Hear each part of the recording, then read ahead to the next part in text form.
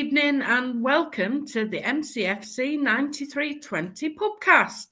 And tonight joining us is Paddy and Stan, as our illustrious leader is claiming man flu, but he's had a heavy weekend session in Wales, and that's why he's not joining us. He's feeling a bit delicate.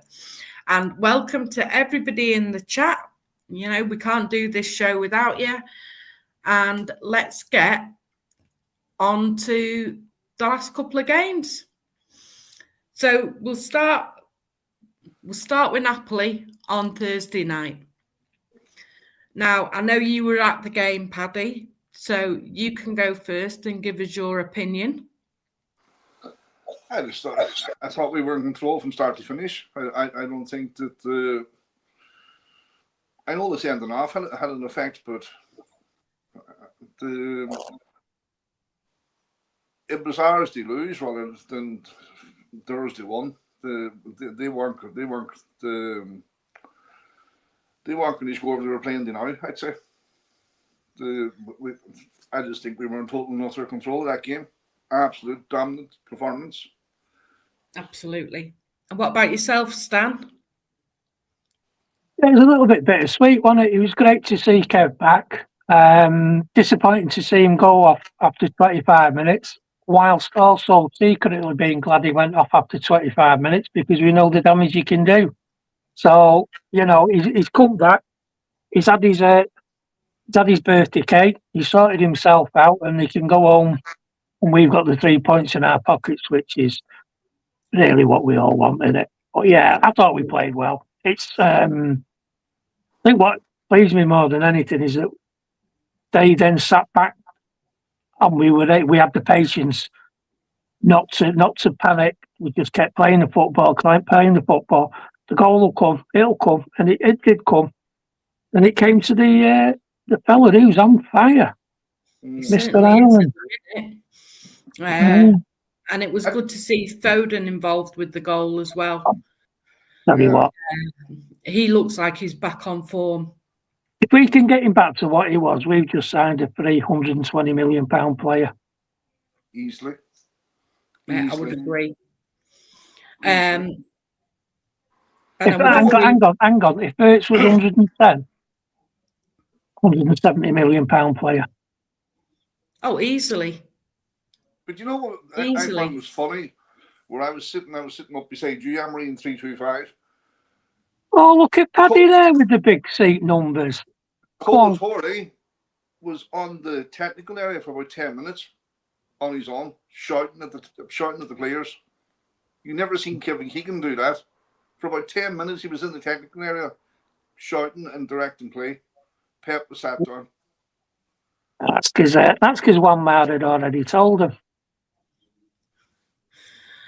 Well, I think it was a good all-round performance on Thursday, and we got what we deserved. And patience was the key, and thankfully we got there.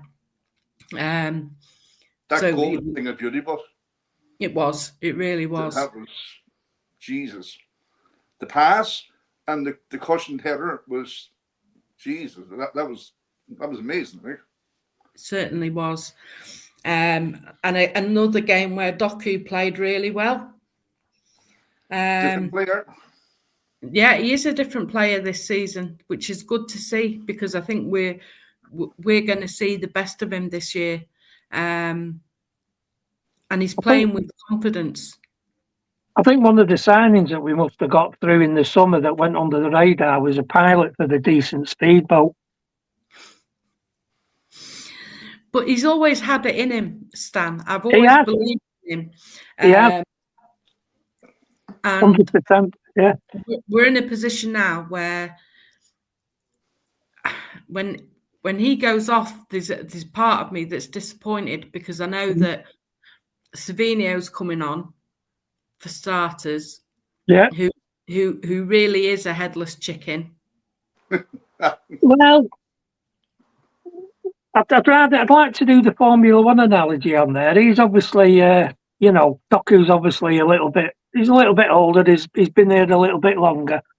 It took him a little bit while to find what he's doing, but I think it'll come for Savinio. I think it will. I do hope so. They're both in really, really difficult positions to play with Guardiola. The wingers and the fullbacks, they have it worse than anyone. Yeah. It's sad because he doesn't want players, does he? He thinks up and down the pitch, and he'll only want one player in each zone. And if you're out of that, Stan, when you mentioned fullbacks, it needs a special mention is Nico O'Reilly. Well, Nico O'Reilly, the last 3 games has been incredible, absolutely incredible.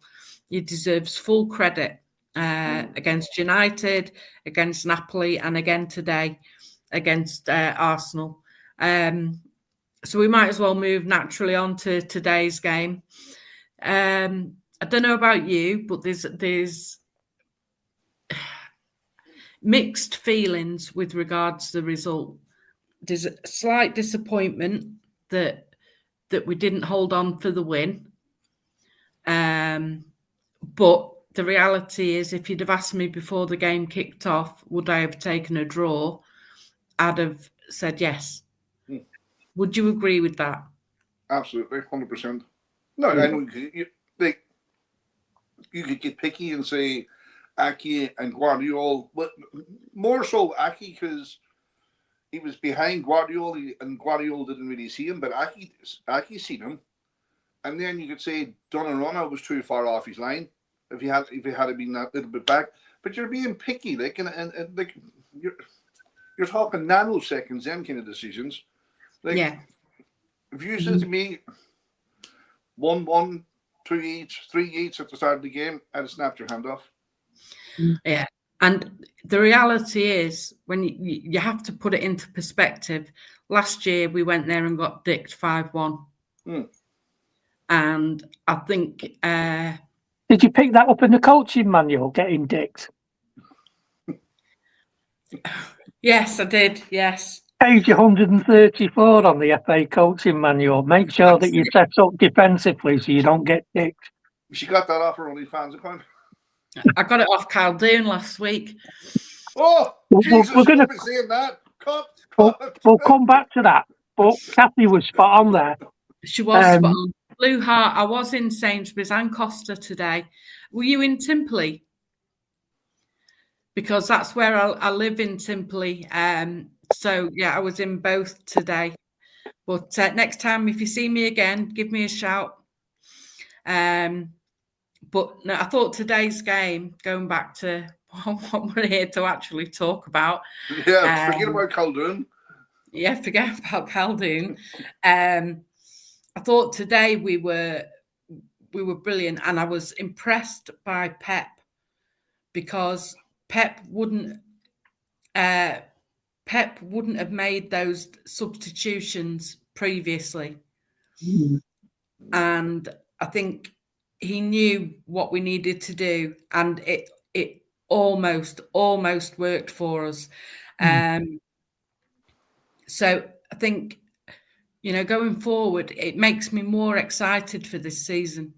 I think, the goal today was brilliant. I thought Reinders did really well for it. And obviously, Erling, as always, took it in his stride and buried it. I think Foden, obviously, he played out on the right today rather than in the middle, which we know impacts his game. But I still think he did well while he was on the pitch. And like you say, special shout out to Nico O'Reilly. I thought he had a brilliant game. And Kushner did. And Kushner. Yeah, until he went off injured at half time. But then even Nunes, when he came on, did a job for us today, which was good to see. So I just, I think all in all, we've had an absolutely fantastic week. And, it's all positive for going forward. There's a couple of things there as well, Amber, that, there's absolutely no doubt. Every single one of us would have said, if you can beat United, you can beat Napoli, and then we'll draw at Arsenal at the end of last week's podcast. Would have said that, everybody without fail would have took that. The frustrating thing is today is the most frustrating thing in football. If you go 1-0 up and you draw 1-1, you just walk away a little bit disappointed. If we'd have got that equaliser in the last minute, we'd have been on here now, cock a hoop. Yeah. Yeah. And that, I'm not saying anyone's disappointed. We would just have been that little level above. But Kathy mentioned something in here that hasn't really got mentioned at all. They had 2 days extra off. So as that second half carried on, we were getting leggier and leggier and leggier. And we had to come back. So there wasn't much chance of us scoring in the last 20 minutes because we don't think we have the legs to play the game that we can play and push teams into their own half and move the ball around. So I think that's why Guardiola made those changes. They needed to be done, and he didn't. Would he have done them before? I'm not 100%. I think you might be right on that one. It's something we can keep our eye on. But I'm going to give you a different theory than that. You're bloody close to a 10 out of 10 week. 3 wins, 3 clean sheets, and you're that close. It's I don't know. But my how encouraging is it? Yeah. My theory on the substitution stand is it's Pep Jr. and Colo Torre having an influence on Pep. Yeah, it may well be. Yeah. Even the playing style that what we're playing, it wouldn't be a first cousin of what we're used to. So I do think Pep Jr. and Colo Torre are having a direct influence on our style of play. Yeah. Well, you can tell that because you just need to look at the way we defended the set pieces today, and again last week.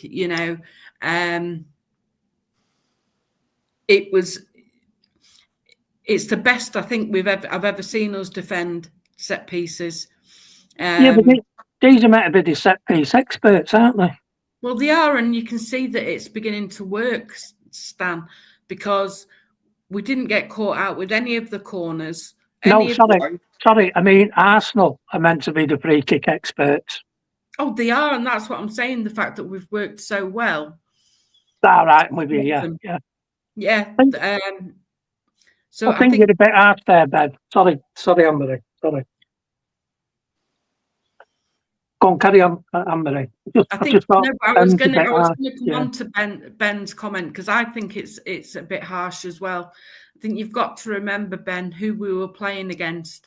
As much as we might dislike Arsenal or whatever else, the team that have consistently, and this isn't a joke, by the way, but they've consistently finished second for the last, 2-3 seasons.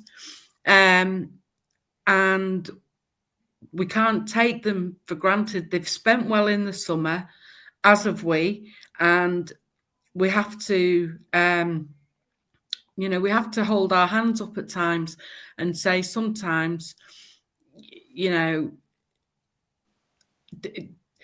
last year I don't necessarily think they were better than us, but they managed to beat us 5-1 at their place, and that never looked like happening once today. Even when we brought on, I get what Ben's saying, right? Because you're so close to victory and stuff like that, and you could be disappointed that you didn't get the 3 points. So I understand where Ben's coming from in that regard. But the biggest thing for me was the test for Donnarumma today at the set pieces, and by God, he passed that with flying colours. Like, he won't get a test like that again until he plays Arsenal. And we all said it. If he can do well against Arsenal, against the free kicks and the corners, he's going to do well the rest of the season in free kicks and corners. And if you'll notice, the Arsenal players didn't really badger him because he's too big. Exactly. And I think we were good value for money today. I think we did so well. I'm so proud of the team today. That it's there isn't as such disappointment on my part. It's a little bit of what could have been, but like I say, if you'd have asked me before the game, I'd have taken it every day of the week. And just looking there, there's not one pundit, Emery, give us a glimmer of hope today. No, not one. And it was all about Arsenal. It wasn't about City, and that was, again, it's no great surprise to me. And just looking at Adam's comment there, I agree with him. Yeah, for bottom jobs, and there'll always be bottom jobs. But yeah, that was also in the coaching manual, just below Anne-Marie's entry. Yes. Of course, it's down. Yeah, but be all right there. And the other thing I wanted to mention, because he's been on our show as a guest, about the sad passing of John Stapleton, a lifelong Blue, could be seen home and away at games, and just we pass on our condolences to his family and friends. It's been a tough week for City fans with Ricky as well. And as I said in our chat this week, great show last week. Sorry I couldn't be here for it, but it was a real credit to Ricky Hatton. And I know that, I know Andy was really upset by it all. And I know it was said on the show last week, but Danny Jackson was how he got through that before the minute's applause. I do not know, because even sat in the stands, it would have brought a lump to your throat. You could see the emotion on him. So, my sympathies go out to both families, and, we've lost two great City fans who will hopefully be cheering us on from the stand with no name and helping us get our wins in future. So just wanted to mention that before I forgot. So we've got Huddersfield on Wednesday night in the Carabao Cup. Is that right? Yeah. We're at Huddersfield. It's live on Sky for anybody who isn't going to Huddersfield. Will we see another 10-1? That'd be nice, wouldn't it? Well, it would be nice. The thing is, what teams are going to put out? I think he's going to have to do a fair bit of rotation here. Well, he is. Will play.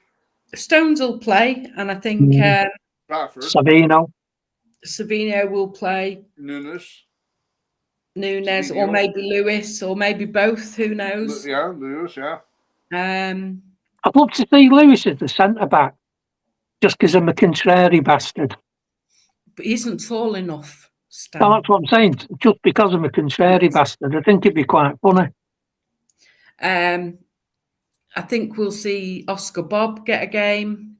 Nico get a game. One or two of them, possibly one or two of them that could be on the verge of coming back. That could be a game that they could come back to.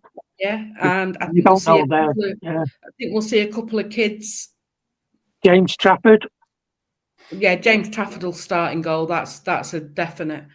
But I think we'll see a couple of kids either in the team or on the bench as well. And it's not a bad game for us, I don't think. In the grand scheme of things, it's not a bad tie in the Carabao Cup, and then we've got an interesting task against Burnley on Saturday. Now I don't know quite how I'm gonna, but I will be at the game. But I'll be a little bit disappointed with my normal seat in the stand after last week. I'll be below you. Will you? Where are you sitting? 122. Oh, you're down on the ground level. Oh, poor Paddy. Dunlop Hoppers. Yeah, let's just hope it's not raining, Paddy. It make no difference to me. But Anybody want to kind of give us an idea of who they'd like to see in the team on Tuesday or Wednesday, against Huddersfield? Anybody in the chat? I think we all know that James Trafford will start the game.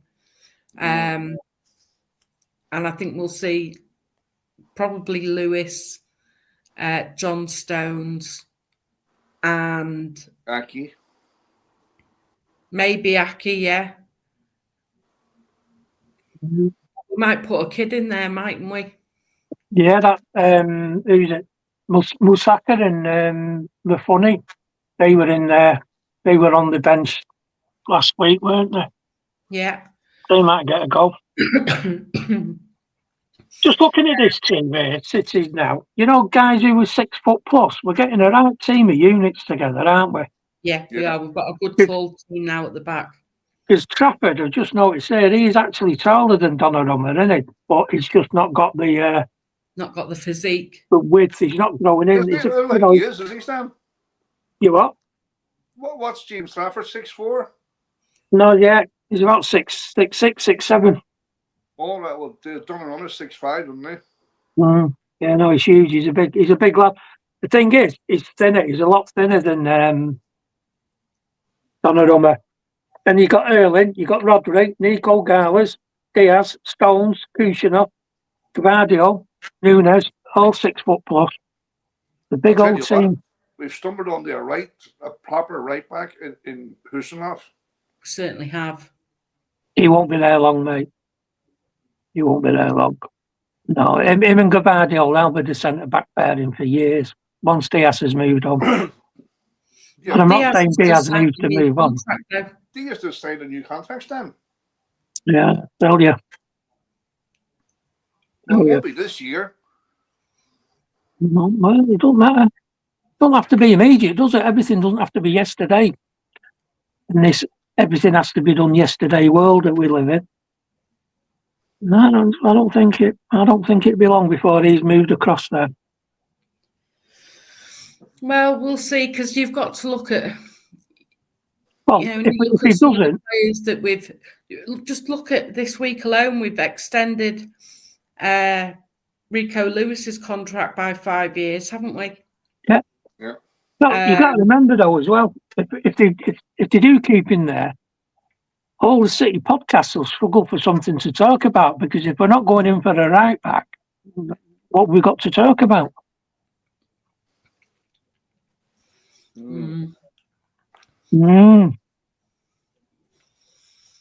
But still, the way he's playing now at the moment, Husinov, right? Mm-hmm. You couldn't actually say we need to actually be in the market for a specialised right back, because he's not doing anything wrong. He's not by any stretch. And he gets forward, he overlaps, he does what I like personally. That's because I'm a dinosaur. He smashes the ball into the box, and it makes no difference if that goes to a Man City player or whatever. There's a risk of it from the back of the F1OG. It could hit anybody. You're right, Paddy. He smashes it into the box. That was the only thing actually that I didn't like against Napoli, but obviously they're being told to do it. Foden was just floating the corners in. He was just floating them in. He wasn't putting them in at pace. That was the only thing I didn't like. No, but I think that's something that over time now will, particularly with what I would say is a decent set piece coach, I think that's something that we'll work on. Yeah. Now, just looking there, we've got a comment from Beyond Belief saying we need a forward. Would you agree? I think that's tongue in cheek. Is it, or is it that we need somebody to cover if Haaland needs a break? Yeah, but he's injured. Yeah, but Jesus, Sir Antonori's injured, and we don't. He'll be back. We've got. If you look, Aït-Nouri is injured. You're right, but we've got Gvardiol, we've got Aki, we've got Nico O'Reilly that can cover at left back. But in the grand scheme of things, Mamouche comes back. And even if Mammoose and Haaland were injured, you could play Doku as a false 9. You could play Foden as a false 9. So we played Foden up front before now, haven't we? Yeah. No, I think beyond belief, tongue in cheek. You couldn't take. Ben saying that he'd be happy to have Kushinov as a permanent right back, but Nunes not so much. Yeah, but then you're missing the point. Nunes is not a defender. Nunes is he's a midfielder. And we can't, for me, I know I had a bit of a dig at him after the Brighton game, but the reality is, like you say, it isn't his position. And in the grand scheme of things, he hasn't really let us down. He's been reliable. He's done a job for us. The handball. I know. I'm joking. But like I say, in the grand scheme of things, look at the Aston Villa game last season, popping with the winner in the last, with more or less the last kick of the game, and it was him coming from right back to score the goal. So I think we can't be too harsh on him. The same way as really we can't be too harsh on Rico Lewis when he plays there, because both of these players are following Pep's instructions. Pep likes to move Lewis particularly into midfield, even that which is more his position. I think Stan described. I'm nearly sure it was Stan described Rico Lewis perfectly. He's a Swiss Army knife of a player. Here you go, Stan. Here's one for you. You're right there, Steve. Should never have let him go. Steve, you'll see him doing a job at right back on Saturday. Yeah. Yeah, we'll be watching Doku tear him a new one. Tell you what, if anyone does that fantasy football, everyone's so confident that Walker could do the job. I think everyone's looking at triple captain in Erling Haaland, didn't they? Or whoever we think will be at the forward. I think we're going to a few goals there. Captain Merchant. Well, there was another tap-in today as well, wasn't there? Yeah. Tapped it in from the halfway line. But I love these 20-odd yard tap-ins that he does. Yeah. He actually nearly set himself up. He should really get an assist and a goal for that movement, because he started the move and he finished it. There you go. Yeah. Beyond Belief's comment wasn't tongue-in-cheek, and I'm inclined to agree with Beyond Belief. For anyone who can't see the comment, Beyond Belief says, I don't think we have enough attacking options on our bench. We have to protect Haaland, and I'm not happy with Doku being our striker. And I'm inclined to agree with that. What's your feelings on the Moose, Beyond Belief? We'll give Beyond Belief a chance to respond to that. Yeah. And the other thing in that point as well, you're bringing in a striker, and that striker better have the mindset that he's going to be playing second fiddle to Haaland. Yeah, and that's not always going to go down well. No. So like you're bringing in a fairly decent striker who's going to be a number 9 at another team. He's not coming to Man City. All right. So Andy's just said that there is a poll live in the chat. Will Kyle Walker get a good reception on Saturday? Absolutely. He better. What about you, Stan? I'll freeze it when he comes on the pitch. Right. Well, I'm not going to be there. I can shout as loud as I want. No one's going to hear me. No, but you can have an opinion on it. Do you think he's going to get a good reception on Saturday? Yeah, he should have one. Yeah, why not? I mean, he's only like an integral part of the most successful team we've ever had in our entire existence. Yeah. I don't know what he's done for us. He's I don't know. Not even arguably. There's a very good. Reception, Ben? Well, there's a very good shout. There's a very good shout that he's probably the best right back in the Premier League has ever seen. So I don't know. Yeah, wow. Yeah, I don't understand. I won't. I'm inclined to go with DC on this one. You hate Walker, Nick. But this, you can't take away that this is what he actually said, that he'd trade a City Premier League for a Spurs European medal for a European one with Spurs. Mm. But that's his opinion. I know, but I think that's once he crossed that's what he's saying now in a podcast, right? But once he crossed that white line with that blue shirt on, he became part of probably the most successful time in our history. Yeah, and I'm not disagreeing with that, but at the same time, as DC says here, Walker spoiled his legacy, and I would agree with that. Right. Think about everything that Walker did,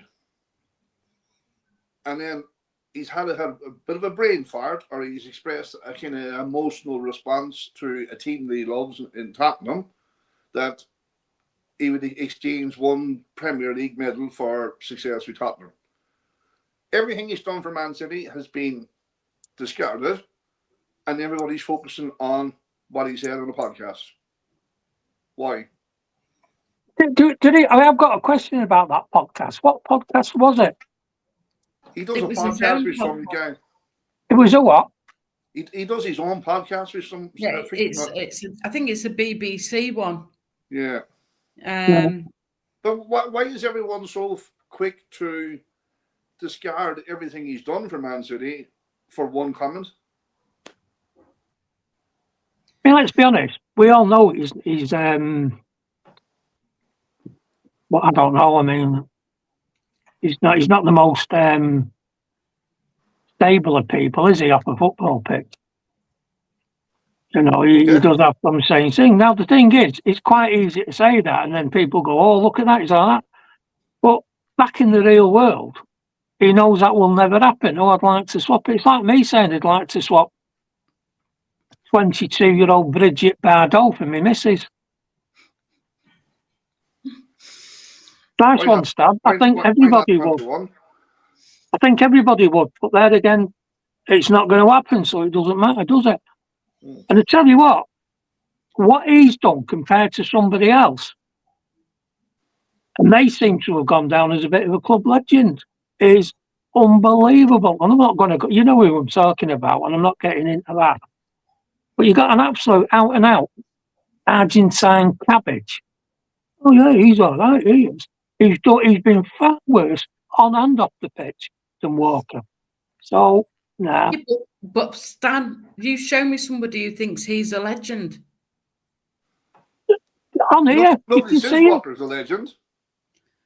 No, he stands on about Tevez. I've never met anyone who thinks Tevez is a legend.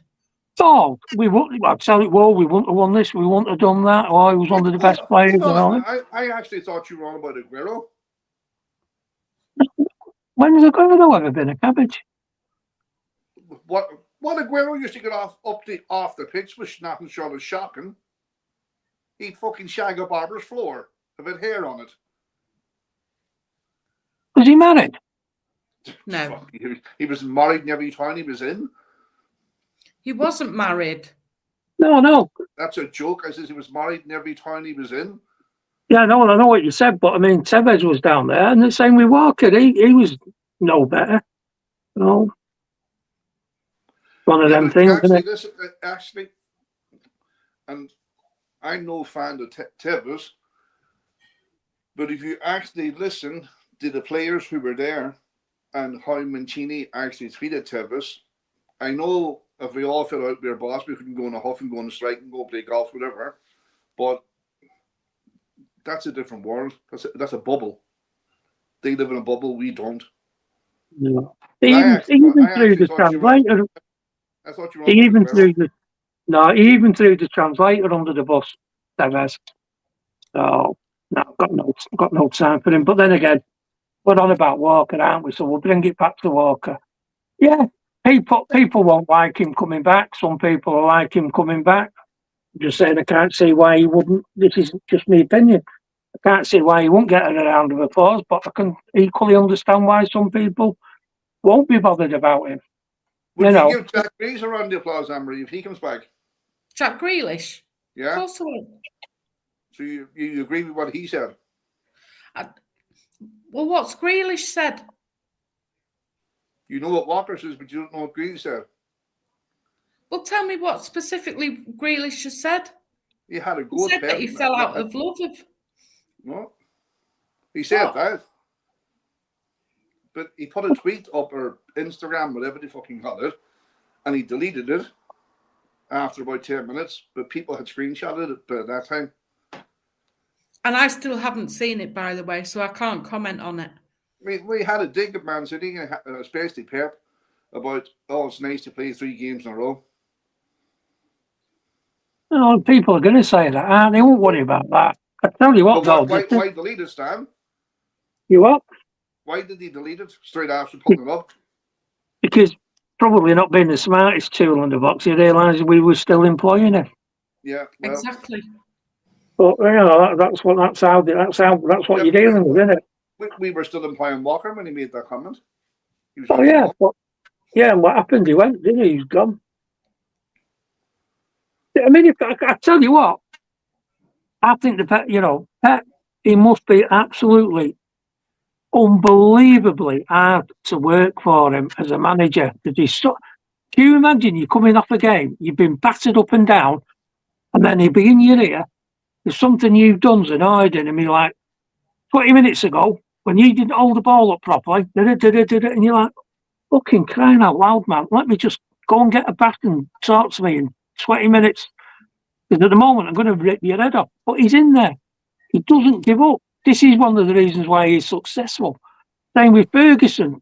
It's like, could you imagine working for them people for 10 years? Well, it was interesting.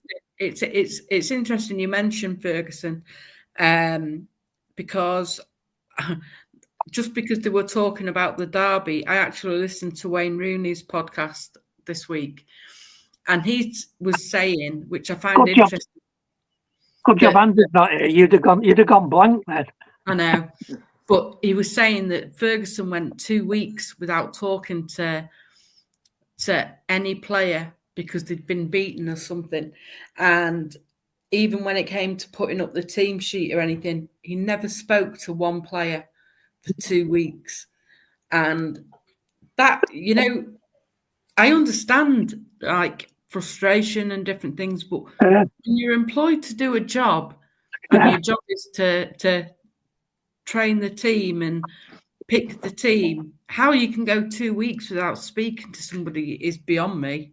What would you think, Anne-Marie, if your boss knocked you up at 3:30 in the morning to discuss something about a match that stands or say the previous match?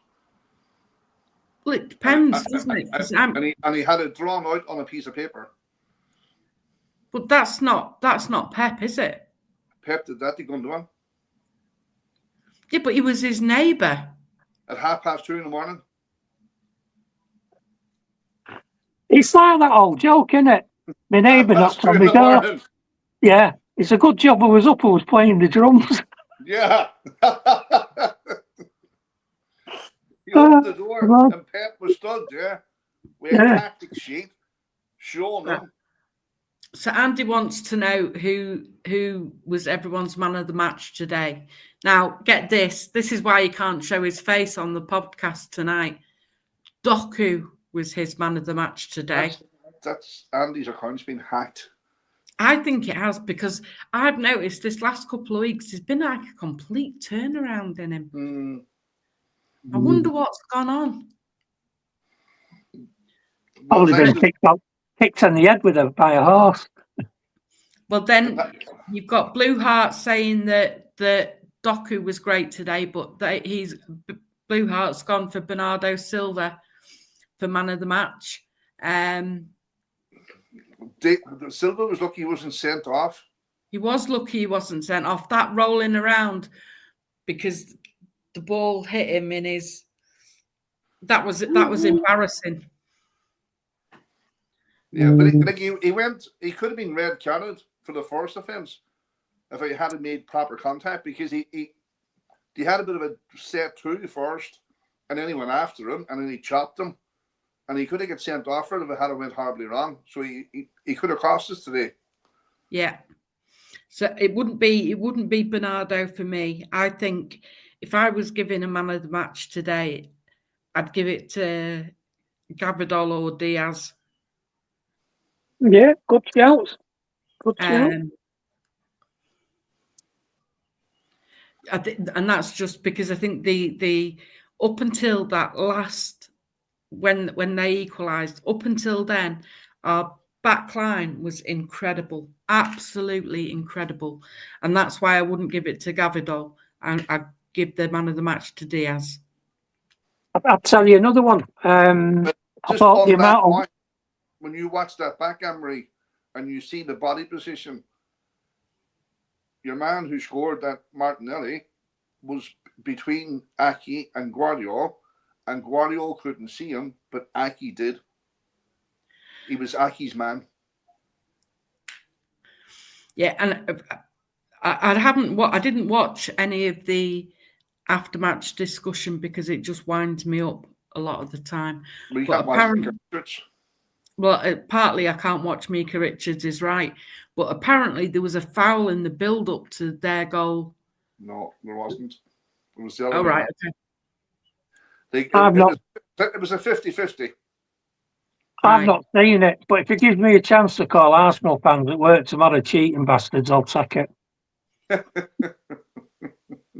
I tell you another one who's got a shout. He might not get enough votes, but I think he's in the running. He should certainly be going on the shortlist. Tiny Reindeers. Well, funny you should mention that, because I was just about to show this comment. Well done, Ben. Yeah. And he was up and down. The amount of that comment is very true.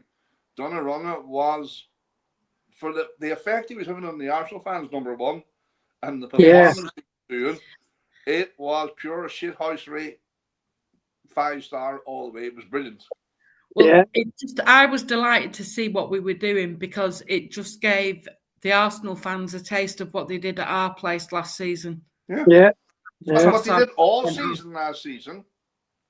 Well, what they've been doing for the last 15 seasons, bar that one match at their place last year, which, if I remember rightly, we'd come off a pretty bad away game just before we played Arsenal. I'll have to look it up. I can't remember what game it was. Was it a European one, Stan? It might have been, yeah. It might even been that Lisbon one or something. I don't think it was that one, but it was one of those crying out loud games that we had last year. Well, we had plenty of them, didn't we? Yeah, no, he's right. Arsenal reminded me of us, like we all the possession, and they didn't do anything with it. No, they didn't. We've done that, I don't know how many times. So even before Holland scored, they were kind of half on top of us, and then we broke free and scored, and I thought, Jesus, that normally happens the other way around. Exactly. And even at 1-0 down or 1-0 up, like Doku wasn't too far away from making a 2-0. No, he wasn't. Yeah.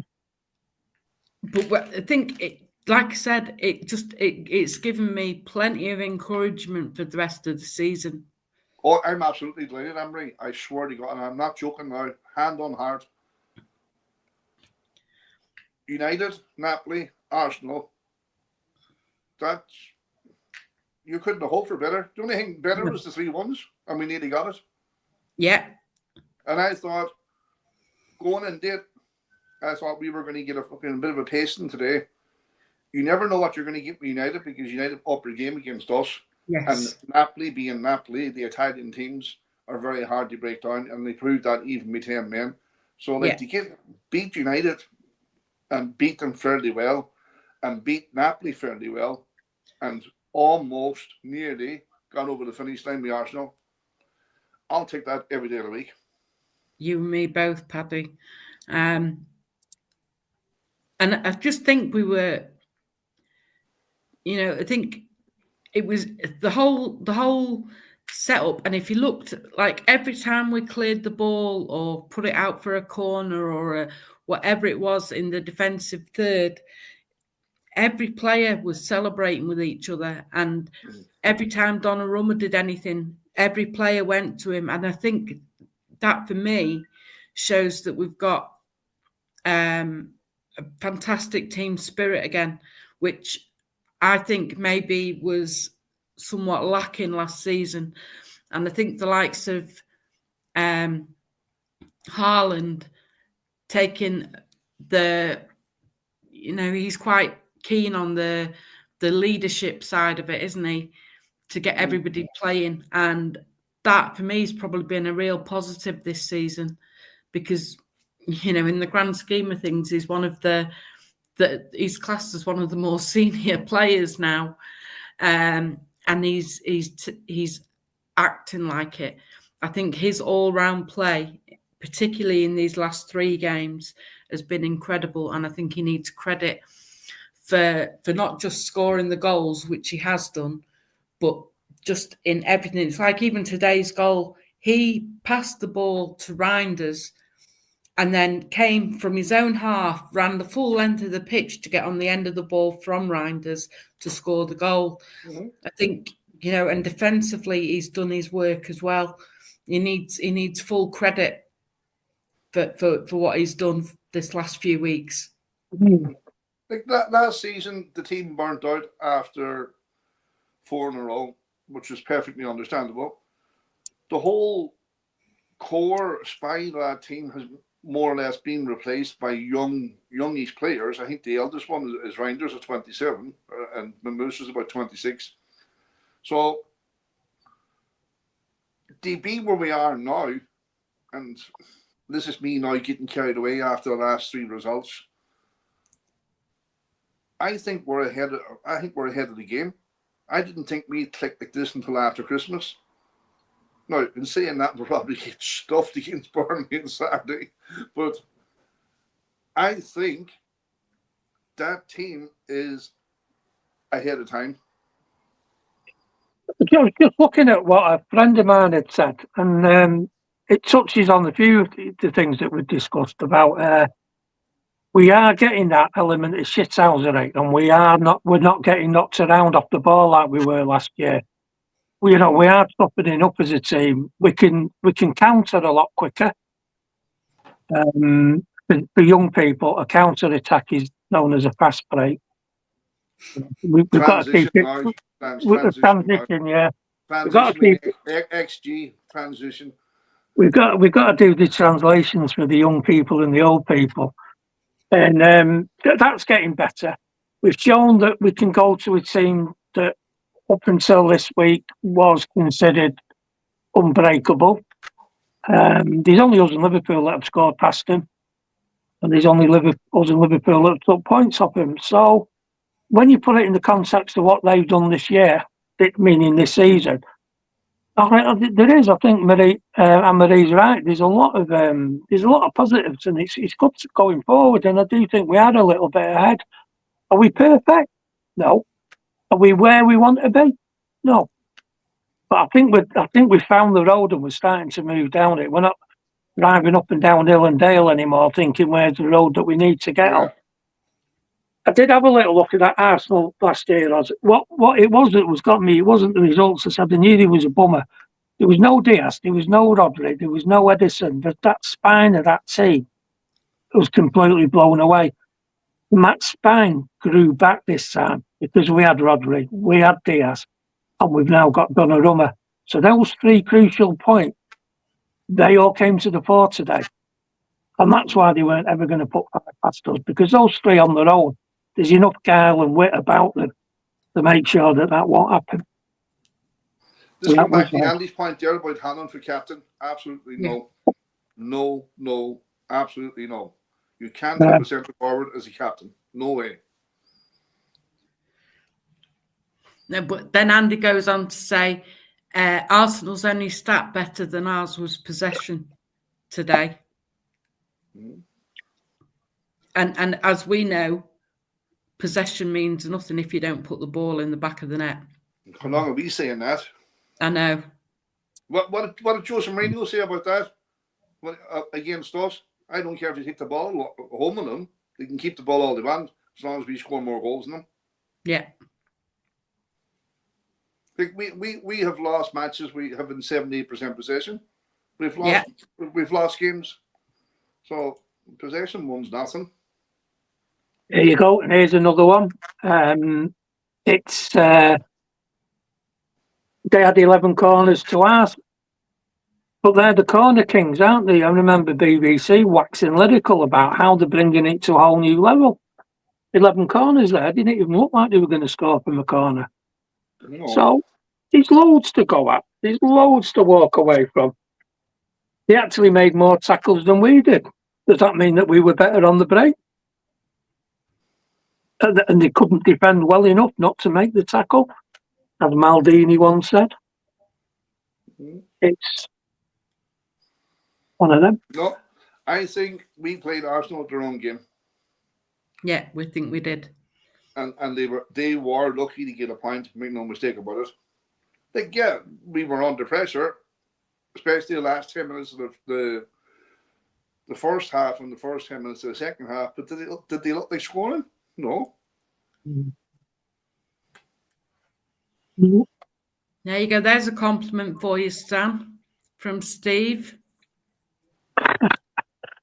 The tenner's in the post, Steve. Don't worry about that. I've got it on registered post, so it'll get there. It's Revolut now, Stan. The young ones need to be Revolut. There's no more registered post. It's Revolut now. I'm not a young man. You're getting it by registered post, or you can fuck off. I'll take it. I thought you might. I'll be waiting for the postman in the morning. It's amazing what you get told till you give it straight, and then it's like, well, all right, fair enough. We can work around it. I'll have it. Yeah, you're right there, Reg. I think we are. We've got that, and we've been alluding to it since the start. Well, probably the end of last season, that we're getting a lot of units in the place. Nobody's going to bully that defence of ours now. No chance. They're all huge. Then you throw in Roderick, then you throw in Ireland, and then you throw in us going forward. And now we've got a set piece coach. It'll be us that are starting to turn the screw. Set pieces, corners, all the things that most people don't bother with. Do you remember what you said, Stan, a few weeks ago? I can't remember what I said 10 minutes ago. All that. But when we sit back, the opposition has no choice but to come forward, and then we're going to hit them on the break. And that's exactly what happened today. Yeah, that's what we're saying. We seem to have dropped. Maybe not the defence quite as much yet, but that'll come. But the midfield certainly moving back, and then we've got that space, and we can go into it. And now we're using Haaland's ability to score off those breaks. When's the last time Haaland had an opportunity to run like that? The last match when he scored. Yeah, against United. Yeah, but and Jordan the week. Yeah. No, that's you're right. Yeah, that's what That it reminded me of one of my favourite stats ever. That somebody said Phil Foden has scored a hat-trick. This was a couple of years ago when we beat United 6-3. Phil Foden has scored a hat-trick for Manchester City. He's the first Man City to score a hat-trick against United since Erling Haaland 21 minutes ago. And I love that one. It's brilliant. It always makes me laugh. Oh. You're on fire tonight, Stan. Look at your next comment. Oh, Jesus Christ. I told you you've got no idea what I'm saying. What's that? Yeah. We're building. We're not there. We know that. We're not perfect. We know that. But man, when you look at what we've done since transfer deadline day in January, And we've ridden out all those problems and we've started building and we've had those players playing. If you look at the back end of last year, got ourselves back in Europe. That rebuilding, I think we brought the average age of the team down by about 3 or 4 years. It's a huge amount of rebuilding. As we've said many, many times, guys who've gone out, you're probably looking on average 200 matches to have played for City. Which 200 matches, you're looking at the thick end of 6-7 years worth of experience has gone out the door. And then you got the team there. The other week was 24, wasn't it? Yeah, and then you got guys coming in like Kuchinov, Tiny Reinders, and all them lot who not played 30 matches for us, added together. Never mind each. Yeah, I must say I like Kuchinov. He's my type of player. He's old. He's a Zabaleta. This is what we said, right? This is what we've said right from the beginning. Us Beckenbauer. You could see it in the first couple of games. He had a ropey 15 minutes. Everyone jumps on them 15 minutes. But what he did after that and what he did in the couple of games after, the way he treated the ball and knocked it about, his speed, the way he read the game, he's only 21. Crying out loud. You know, he's come from... You look the first half he had today, what he did today. Yeah. I mean, he's come from France, but he grew up in a country where even the alphabet was different to what we've got. Can you imagine being that young and then having to adapt to go and live in Uzbekistan? And then, but doing it the other way around. Your head would be blown. And yet he's done it. That's what a lot of fans don't understand, Stan. Like, these players come in from foreign countries and stuff like that. And actually, that reminds me of something, actually. When Ainge was the Spurs manager and they were away at, I think it was a Crowley Town or somewhere like that in the cup, and your man says, "Oh, how will your superstars and millionaires do playing against a team like this?" And he says, "Don't you forget," he says, "them superstars have come from worse conditions in Crowley Town."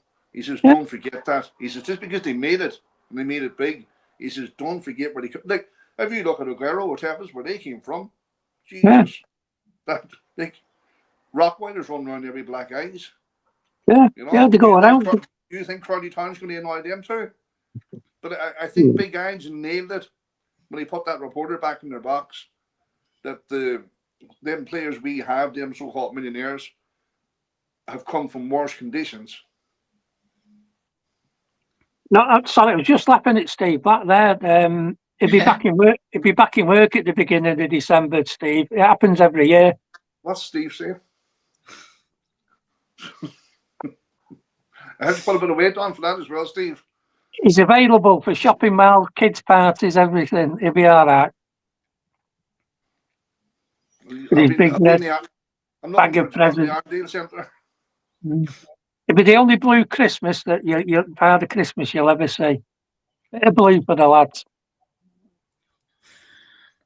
So, no, you're right there, Paddy. And they say, like, oh, these Spanish players, like, you know, oh, could they play on a wet, windy night in Stoke? Have you seen a wet, windy night in Bilbao? Jesus Christ, half the mountains come down the side and the place has gone berserk.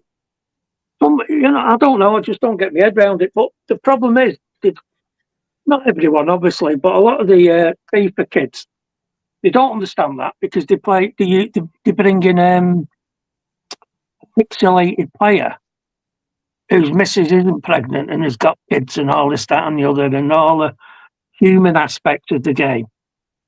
You know, I know these players who've had to stop at City's training ground for the night's sleep because the kids have been kicking up and all that. They can't get any sleep, so they go there and they're, Jesus Christ, give us an hour's sleep or something. Tough about them. See, that's what I mean. They live in a different fucking bubble. The rest of us have to put up with that and listen to it, and then get up and go and do a 12-hour work. They do live in a different bubble, but I tell you what, I'd rather have a player out there who's had a rest. Can you imagine turning around saying to the missus, "Oh, I don't fancy tonight, love, I'm going to stay over the ground." It's not but so you'd rather have that and then sit there and complain why a player was like ran out with matchsticks in his eyes, knackered. Oh, he looked shit tonight. He'd turn around and say, Jesus Christ, no wonder, you know what I mean? Kids and all this, that and the other. Yes, they do live in a bubble. Yeah. Yes, they don't live in real. Yeah, they don't live in real life. We know all that. There's a So simple what they solution have for to that, do Stan. is make sure it gets done properly. Very simple solution for that. Go to bed and keep your hands above the blankets. Exactly.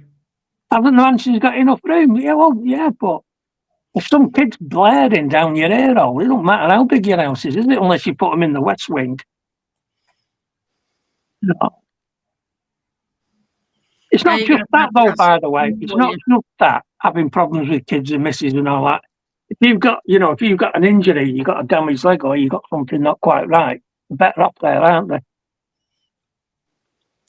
Mm. Well, whether we like it or not, that's what goes on. Paddy, Steve wants to know, is your wall yellow because people throw eggs at you? Yeah. Unfortunately, Steve, where I live, there's not very many people around here. And if you start throwing eggs at walls around here, it's not like your little Wokes place over there where you live. You'll fucking get blown up with a fucking shotgun. There's a nice cheery old thought for everyone. Yeah, well, gun makes the law here. Mess around here, it's not the police you have to work because there is no police. You'll be facing down the double barrel, and then the last thing you'll see is a flash. Now, Andy says next week we will be doing a giveaway. Are we giving away Paddy? No, we're giving away Andy.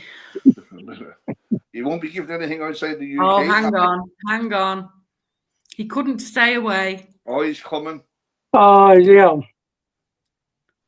Oh, there we go. There we go. Evening, Andy.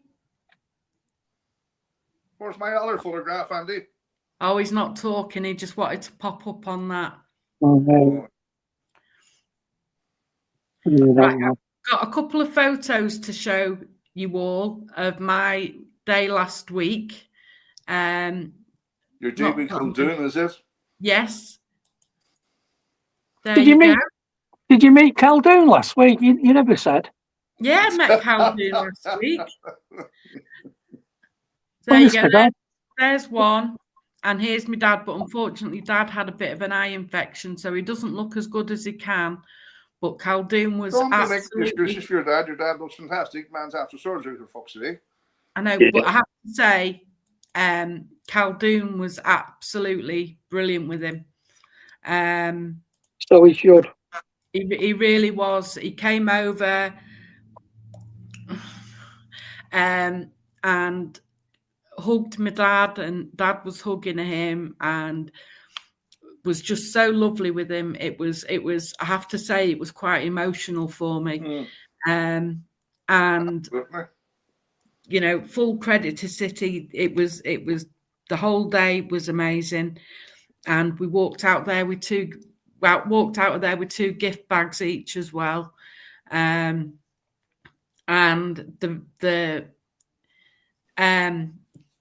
the seats and everything were fantastic. And the biggest joy I got was walking out of the ground with Ferguson just in front of me, and the fans asking him about whether he regrets saying never in my lifetime. He couldn't quite get in the car quick enough. It was brilliant. And for anyone asking, Caldoon was fantastic. He was so lovely. And you know, he had obviously it was a crazy day for him because he had Chicky there and Ferran and obviously all the United lot were there as well. But he came over and made a special point of, you know, if you can imagine a room full of tables and Caldoon comes specifically over to where me and Dad were sitting. Everyone was staring at us. It was, you know, obviously it's not something that's done very often in there. So it was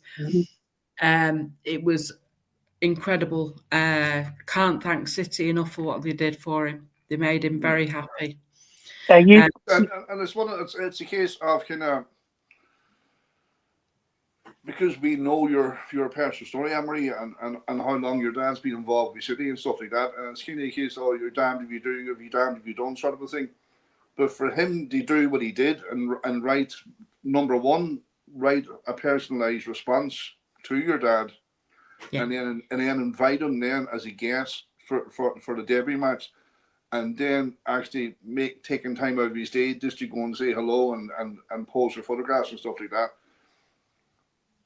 Like, you can't put that into words, you know.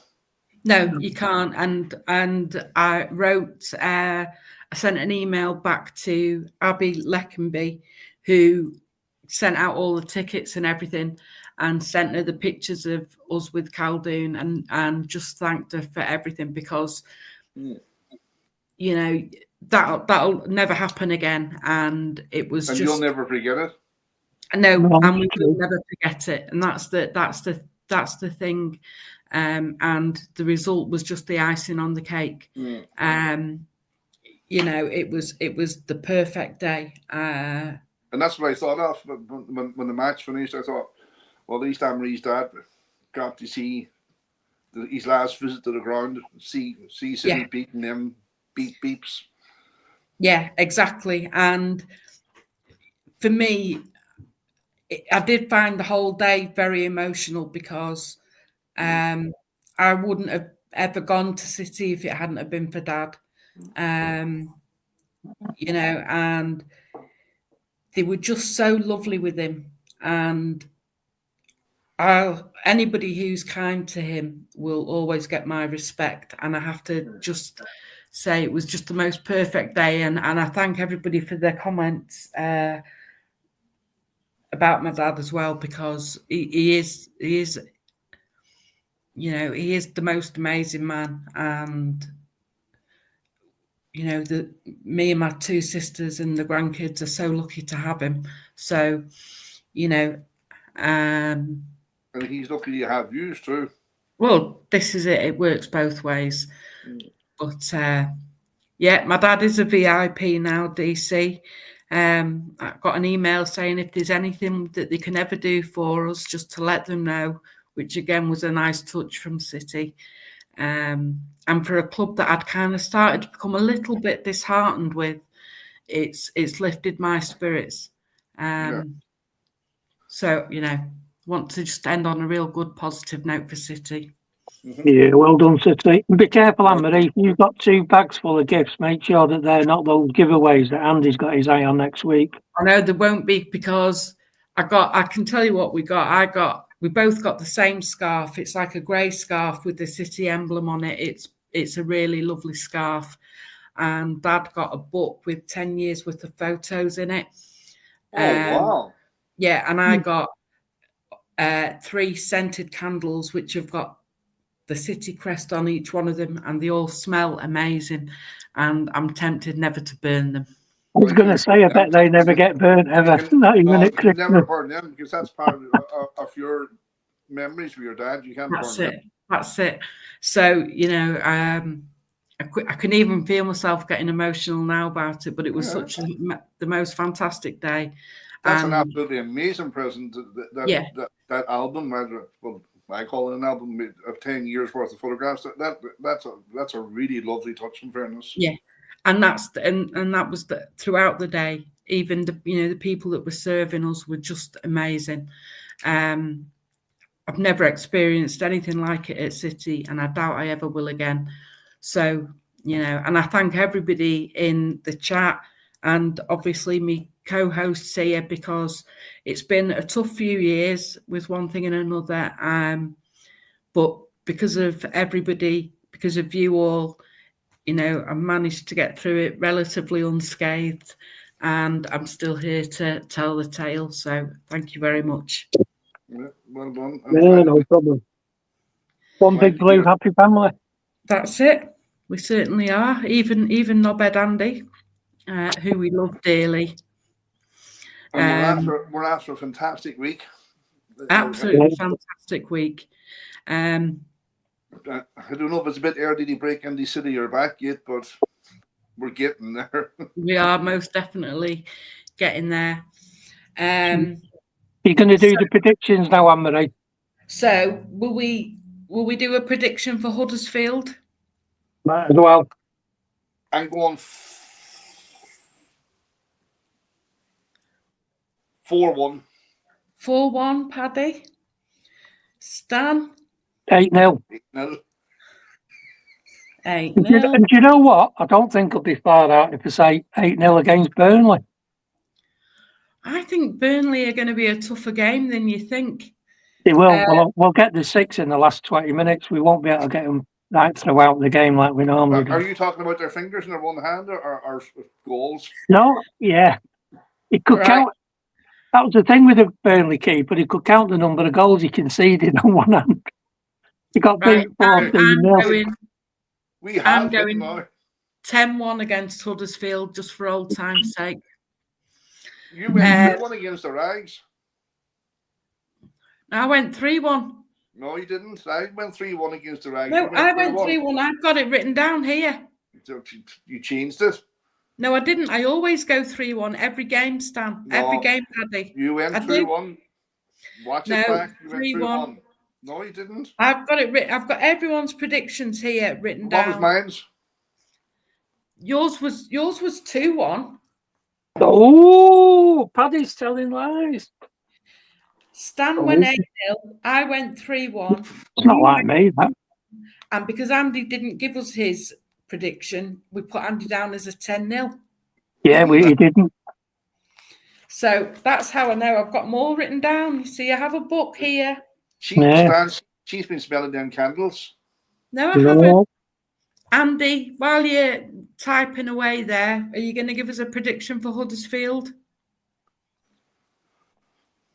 I'll tell you a little story about writing things down, Paddy. Many years ago, when I was an apprentice, one of the old guys said to us, "Listen, mate, always remember these 2 things. A short pencil is better than a long memory." I don't know what the second one was. I didn't have a pencil.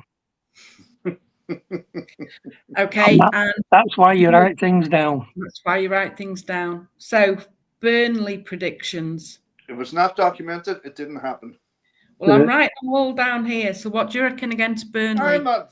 You made scores up the last time. I said 3-1 and you've changed that to 2-1. No, you didn't. You said 2-1. You watch it back. You're fucking dyslexic and deaf. No, I'm not. Go on, Paddy. What's your prediction for Burnley? You got to love this, haven't you? I already told you. You got to love this, haven't you? Man City, they're a lovely club. We've got great fans. We all love it. You know, we're all one big happy family. Listen, you dyslexic dad. Right, so Andy's going 4-0 against Burnley. What do you reckon, Paddy? 4-0? 4-1. 4-1 against Burnley, okay. Stan? 8-0. 8-0? Okay. And I'll go 5-1 just for fun. And just so you don't doubt me, they're written down there. Can you see? Yeah. Yeah. No, is that going to be the same piece of paper we're going to see next week? Yes, it is, because it's kept here. This is where I work when I'm working from home, and it's kept here beside my computer, so it will be the exact same piece of paper. In amongst the things she loves most. No, the cigarettes are in the garage. Fair enough. Yes. So, unless anybody else has got anything they would like to ask or wants to say to us, we will call it a night, I think. We'll park the bus. We'll park the bus. Indeed, we will. And we'll enjoy this week. So take care, everyone. Have a fantastic week. And as always, thanks to everybody in the chat for joining us. You do make me laugh, and we couldn't do this without you. And thanks, Paddy, and thanks, Stan, for Marie. And for bringing some sense to our. Sean, you're not going to see the Riyad Mahrez photo. Oh, you better get off here quick, because that's a challenge. I know it is. So take care, everyone, and all being well, we will see you same time, same place next Sunday, hopefully celebrating another 3 points and into the next round of the Carabao Cup. Take care, everyone. Well, Bye. at least we Bye, got further than United. Yes. That would be hard. Take care, folks.